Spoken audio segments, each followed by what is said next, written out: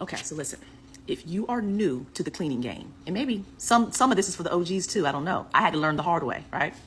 I can almost guarantee that you are doing too much. And what I mean by that is you are doing above and beyond for your clients in lieu of what you told them that you would do when you initially started working with them. So what I mean by that is this. Maybe it's a challenge for you to find new clients. Maybe you're slow right now, whatever is going on in your business. And you believe that going above and beyond every single clean is going to help you keep your client. So you do more than what was agreed upon every single time. Does it sound like you? Okay, bear with me here. So I have a list that I go by. And the list tells the client exactly what I'm going to do on each and every clean, whether it's a standard clean, a deep clean, move out clean, whatever. That is what I'm obligated to. That is what I have promised them I would do in agreement to the terms and the price that we agreed upon, right? I'm in control of that list.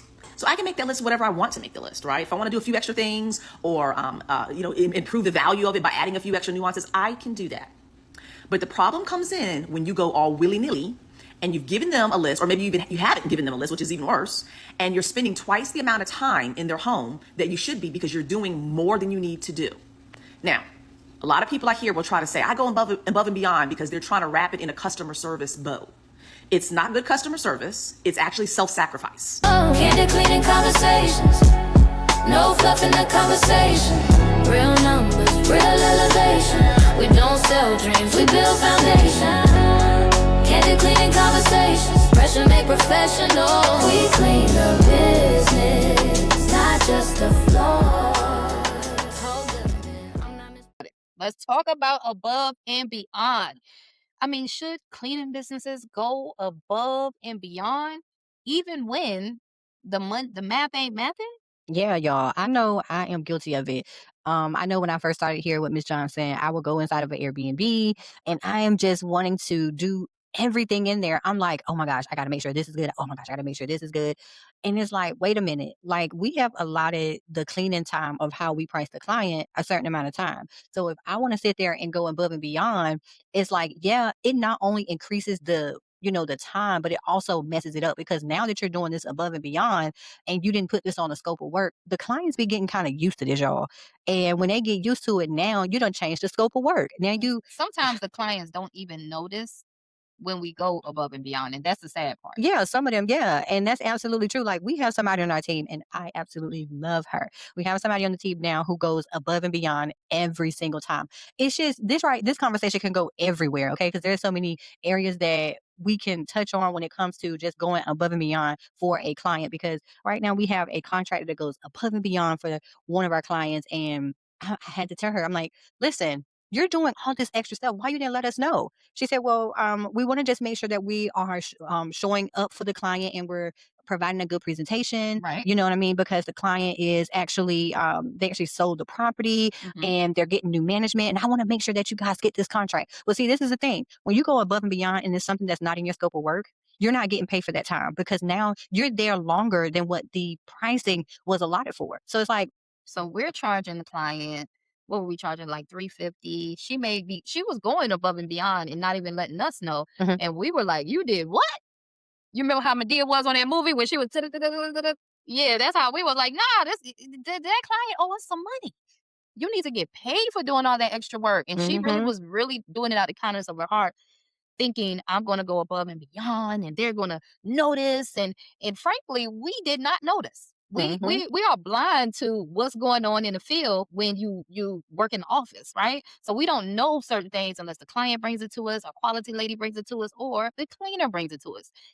A lot of times things go slipping through the cracks and we don't see the whole above and beyond thing. We will hear whenever the client got an issue, right? But a lot of times there's been times when we hire cleaners and they went above and beyond and it got unnoticed. There were times when we were cleaning and we went above and beyond.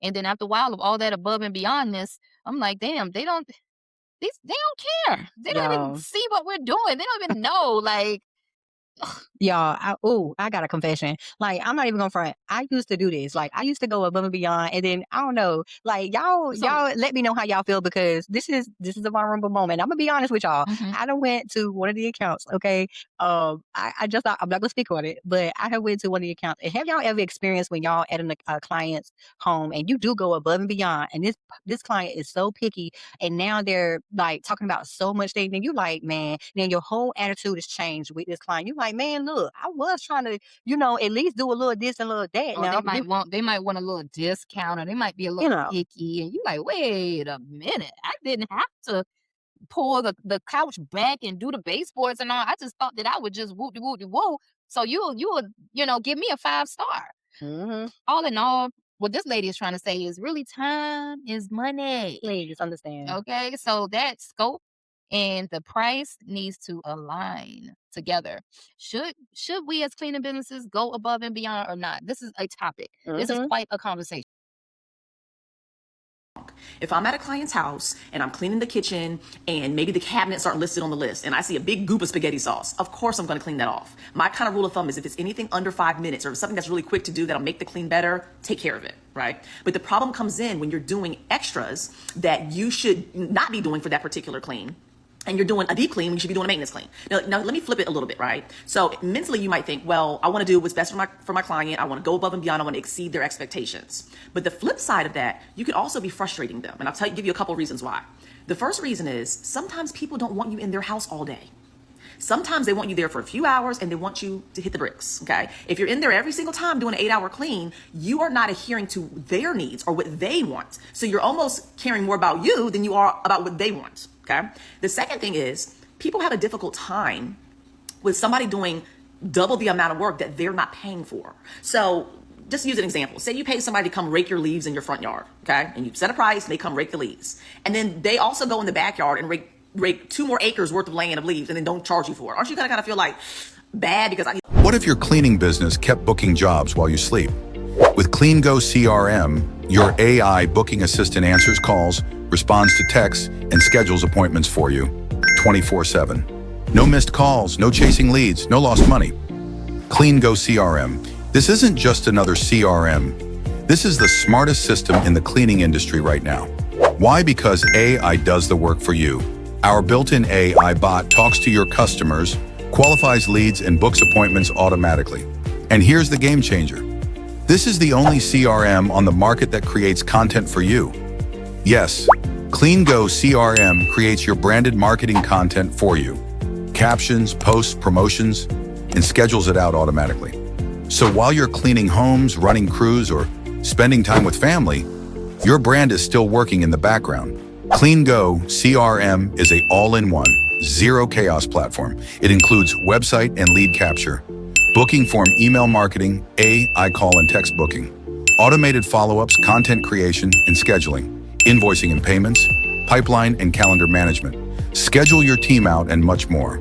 One system, one login, everything handled. More bookings, more visibility, more freedom. Stop working in your business. Start letting it work for you. Just visit www.clean-go-crm.com. CleanGo CRM, the only CRM that books jobs in your sleep and markets your business for you. no, I'm not paying you for that. So you're kind of almost putting a guilt trip on the client, right? So you've got to stick to, exactly what you say that you're going to do. This is the agreement. This is what I said I was going to do. I'm going to give you that level of service. I've already looked over the paper or created the paper myself. So I know what needs to be on there in order to meet and exceed your expectations already. And then I'm going to give this to you packaged in a bow, and then you're going to be happy with it. Okay. So don't take so much time doing deep cleans when they should be maintenance cleans. That is time that you can allocate to market your business, to serve as a whole nother client. You could do a whole nother house in that time and make more income that day. There has to be limits to what you do. I love this lady right here. There are times when the client may call us out to do a maintenance clean, which is, we call it in our world, general clean. When that thing need a deep clean, it needs a deep clean. But the client knows that it needs a deep clean, but they schedule a freaking maintenance clean for it, a general clean.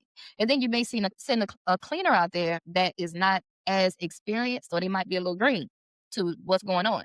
So what do the cleaner do when they get out here? They start doing little extra things, because you can't do a general clean to something that needs a deep clean and expect it to look magnificent. Mm-hmm. In some situations, a cleaner needs to understand when to pause and say, wait, I'm not touching this thing. It needs a deep clean.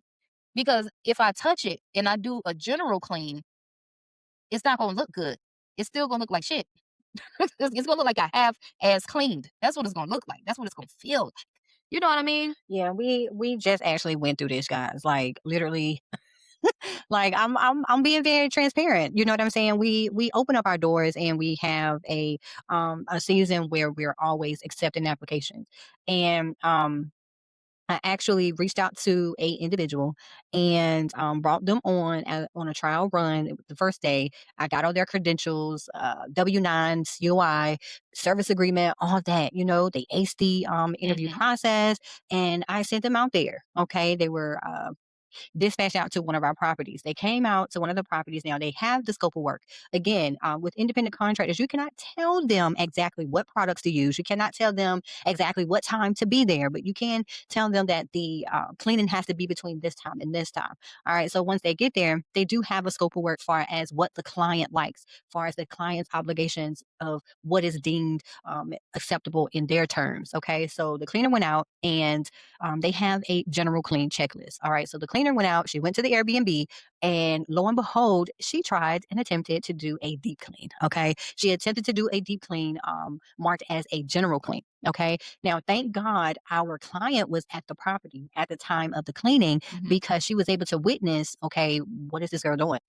She's not doing a deep clean. The girl refused to do the laundry. It was just So the girl went and tried to finesse a deep one. yes, she tried to finesse a deep clean, and it just went south really quick because it's like now all you had to do was just stop, let us know, you know what I'm saying, that there was something different. Now, have she had read really what was in our service agreement? It does state that you have to be able to come to all of our establishments, and if you see something, you're not to do outside your scope of work. It pertains to the client asking them to do extra, and if they go to any property and they see anything is out of the normal of their scope of work, this is a general clean. They are supposed to stop, give us a call, and let us know, because now guess what's going to happen? This girl is going to go in here, say, "Oh my gosh, it took me so long to clean this Oh, Airbnb. it was a Now deep I need to be clean.